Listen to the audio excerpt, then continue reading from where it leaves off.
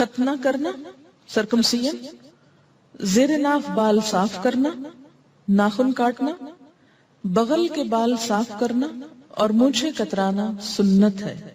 عن ابی ہریرہ رضی اللہ عنہ عن النبی صلی اللہ علیہ وسلم قال الفطرۃ خمس او خمس من الفطرۃ الختان والاستحداد وتقلیم الاظفار ونتف الابط وقص الشارب، رواہ مسلم۔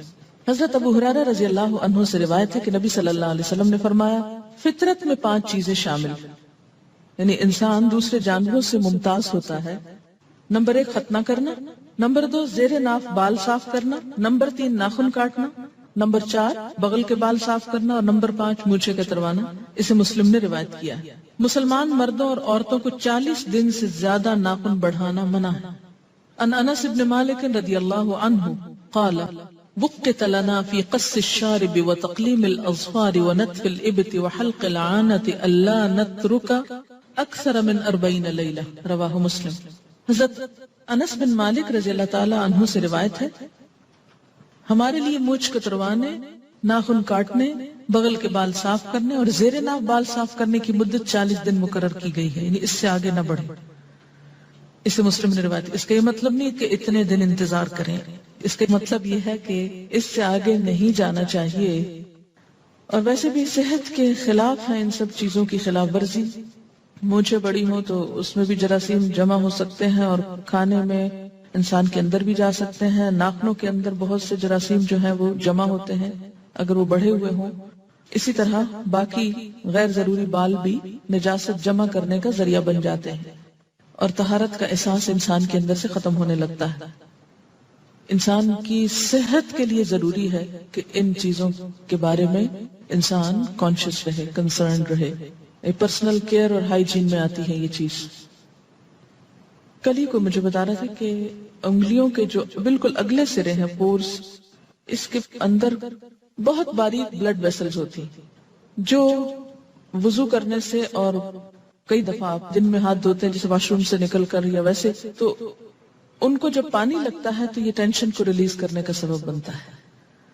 اور اگر آپ بہت ناخن بڑھا دیتے ہیں تو ظاہر ہے کہ ان تک پانی پہنچنا بھی پھر اتنا آسان نہیں رہتا اور اس اعتبار سے بھی وہ سرکولیشن پہ فرق پڑتا ہے۔ رسول اکرم صلی اللہ علیہ وسلم نے داڑھی رکھنے اور مونچھیں صاف کرنے کا حکم دیا ہے۔ عن ابن عمر رضی اللہ عنہما قال قال رسول اللہ صلی اللہ علیہ وسلم خالف المشرکین احف الشوارب و اوف اللحى، رواہ مسلم۔ حضرت عبداللہ بن عمر رضی اللہ عنہما سے روایت ہے کہ نبی صلی اللہ علیہ وسلم نے فرمایا مشرکوں کی مخالفت کرو، داڑھی رکھو اور مونچھیں صاف کراؤ۔ اسے مسلم نے روایت کیا ہے۔ سو کر اٹھنے کے بعد 3 مرتبہ ہاتھ دھونے کے بعد کسی چیز کو ہاتھ لگانا چاہیے، یعنی اور مواقع مثلا کھانے سے پہلے ہاتھ دھونا ضروری، واش روم سے نکل کر ہاتھ دھونا ضروری، نماز میں ہاتھ دھونا ضروری، کسی بھی صاف چیز کو پکڑنے سے پہلے اگر ہاتھ پہ کوئی نجاست لگی ہے اس وقت میلے ہاتھوں کو دھونا۔